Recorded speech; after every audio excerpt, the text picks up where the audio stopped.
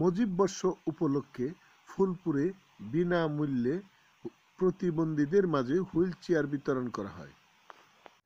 এতে উপস্থিত ছিল উপজেলা পরিষদের চেয়ারম্যান আতাউল করিম রাসেল, ফুলপুর উপজেলা নির্বাহী অফিসার শীতের চন্দ্র সরকার, উপজেলা আওয়ামী লীগের সিনিয়র যুগ্ম আহ্বায়ক সাবেক কমান্ডার বীর মুক্তিযোদ্ধা এম এ হাকিম, উপজেলা আওয়ামী লীগের যুগ্ম আহ্বায়ক সাবেক ভাইস চেয়ারম্যান হাবিবুর রহমান হাবিব, সমাজসেবা অফিসার শিহাবুদ্দিন খান।